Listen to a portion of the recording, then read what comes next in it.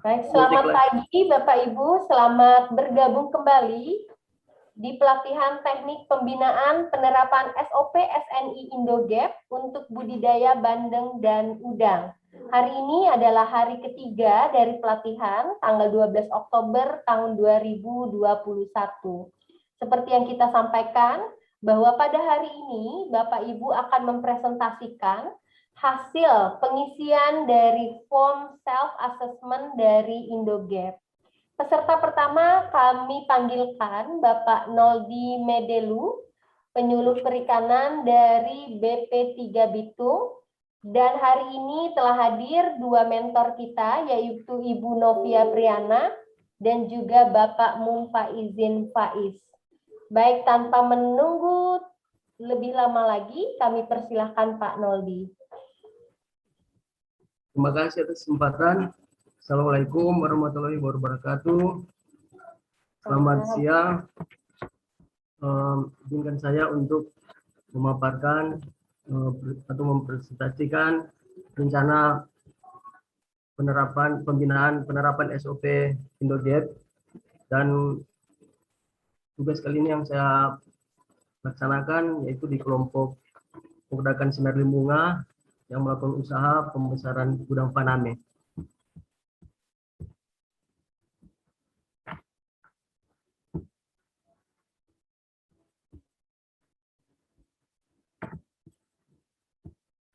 Mohon izin, apakah materinya bisa kelihatan? Sudah, bagus Pak Noldi. Terima kasih. Izinkan saya untuk melanjutkan pemaparan rencana pembinaan penerapan SOP Indogap yang rencananya akan dilaksanakan di kelompok atau Pemudakan Sinar Limbunga, tempat di Desa Iyok, Kecamatan Bolongitan Barat, Kabupaten Bolomolo Utara. Dan ada titik koordinat yang telah kami ambil titik koordinatnya. Dan Pemudakan ini bergerak dalam usaha pembesaran udang faname.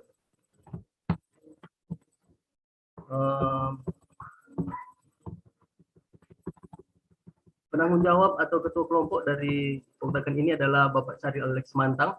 Nomor telepon ini tertera, juga ada alamat email, dan telah terdata dalam kartu pesuka yang kami telah data, terinput di dalam sistem satu data KKP. Adapun jumlah pekerja dari Pemudakan ini atau usaha budidaya pembesaran udang faname ini total 7 orang, di mana administrasi 1 orang, operator budaya ada 4 orang, dan penanggung jawab teknis supervisor budaya 1 orang, juga penanggung jawab mekanik 1 orang, semuanya laki-laki. Pemudakan ini sudah memiliki website untuk mempromosikan produk mereka, dan juga dalam membuat brosur, dan ada rencana ekspor ke depan. Mudah-mudahan mereka dapat memiliki sertifikat Indogap ini untuk melancarkan usaha mereka. Dan adapun izin-izin SIO PDI, karena kepengurusan daerah ini masih baru, di daerah ini masih baru, kepengurusan ini masih sedang dalam pengurusan.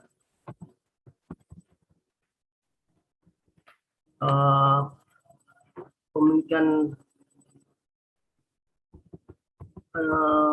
tambak ini ada beberapa tambak HDP menggunakan plastik HDP, ada 4 unit dengan luasan 1.600 meter bujur sangkar, dan ada tempat pasca panen sortir seluas 200 meter bujur sangkar, dan ada juga tambak tanah, konstruksi tanah dengan tambak tradisional sebesar 5 hektar. Dan ada 1 unit kolam bundar diameter 2 unit kolam bundar diameter 10. Tapi sebenarnya yang 1 itu mereka besarkan ikan nila pasin. Jadi yang hanya 1 yang mereka gunakan untuk udang faname. Ada bangunan rumah jaga 6x7 dan gudang 8x8, rumah pompa 7x4, rumah panel dan genset 3x5, ada peralatan mesin kincir air 24 unit, pompa air 2 unit dan genset 1 unit. Jaringan listrik yang digunakan itu digunakan 1 unit dengan daya 25 kVA. Benih udang yang produk ini digunakan adalah benih udang PL9. Ini kadang-kadang asal ini dari daerah Puato, kadang juga dibeli dari Surabaya. Jadi mohon maaf ini belum tercantum.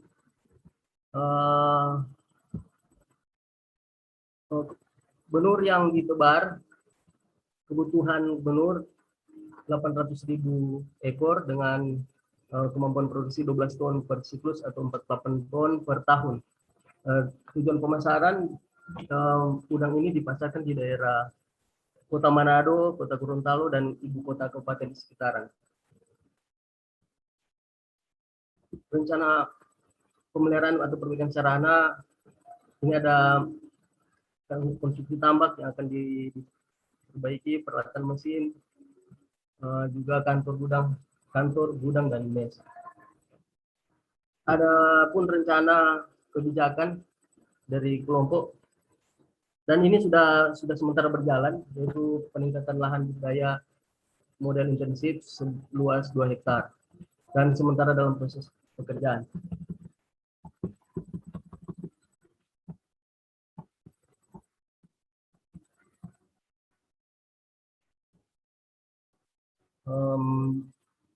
Sumber daya dari usaha ini, peningkatan usaha ini ada target peningkatan skala usaha dan produksi. Kemarin juga beberapa pengurus ini dalam mengikuti pelatihan yang dilakukan oleh Balai Pelatihan Perikanan Bitung tentang pembesaran udang faname.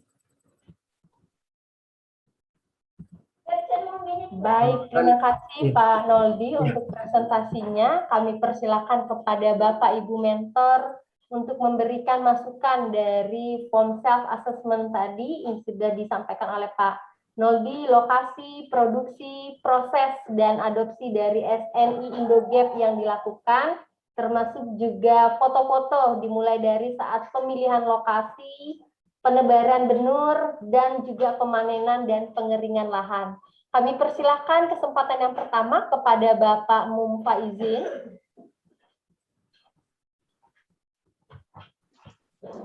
Bu Novia dulu, monggo. Sebentar lagi baik, ini. Bapak. Silakan Ibu Novia. Terima kasih banyak Pak Noldi, alhamdulillah. Yang saya perlu dapatkan informasinya adalah kami perlu dapat foto. Mohon dapat disertakan foto Google Earth, Pak, terkait lokasinya untuk memberikan kemudahan buat kita mengakses ke sana. Terus juga sama dari Google Earth itu kita bisa lihat kira-kira hamparannya itu seberapa besar, lokasinya seperti apa. Mungkin mudah-mudahan dapat foto yang sudah sesuai dengan lokasi yang sudah ada saat ini, beroperasi saat ini. Yang pertama yang itu. Terus yang kedua, apakah mereka juga sudah punya komitmen untuk memahami dan menerapkan seluruh persyaratan Indogap? Karena bukan saja saat ini kan kita tahu ada 4 pilar, jadi bukan sekedar keamanan pangan, concern terhadap keamanan pangan maupun kesejahteraan hewan, kesejahteraan ikan, kesehatan dan kesejahteraan ikan, tapi juga masalah lingkungan. Artinya kita harus tahu bagaimana apakah mereka punya fasilitas penanganan limbah dan apakah mereka memahami pilar keempat terkait aspek ekonomi sosial dari pekerja. Itu saja, Pak. Saya mohon ini aja penjelasan ringkasnya saja, Pak. Silakan, Pak. Terima kasih Bu Novia. Untuk foto Google Earth ini mungkin ini foto yang lama, Bu. Kebetulan waktu itu dengan tim dinas turun. apakah ini boleh untuk terfasilitasi Bu fotonya? Cukup kayaknya Pak. Kalau yang penting ada posisi dia di sebelah mana pantai dan kelihatan lokasinya dari cara mencapainya kira-kira gitu Pak ya. Tapi kalau bisa ada foto Google Earth ya Mbak Ita ya, saya lupa tuh. Yang kelihatan dari atas kira-kira lokasi itu paparannya. Tapi kalau dapat, kalau enggak masalah. Oke, yang penting lokasi titiknya itu. Google Maps. Google Maps. Ya, oke. Terima kasih Pak. Kedua Bu, ini masalah lingkungan memang ada yang awal itu menggunakan sudah terlanjur membuat tambak intensif itu, yang seperti gambar ini agak sebenarnya pantai itu jauh dulu Bu, karena abrasi airnya sudah agak dekat. Tapi dengan pengembangan karena memang masalah lingkungan sudah disosialisasikan memang, dan mereka berupaya tarik ke belakang, mundur ke belakang, dan itu sedang dilaksanakan, yaitu pembuatan tambak intensif 2 hektar itu. Memang di daerah ini Bu dulunya adalah dulu hanya tambak yang tradisional itu, yang tanah itu yang 5 hektar, tapi karena pakai teknologi hasil produksi yang baik kalau digunakan secara intensif, mereka membuat itu tambak yang awal ini.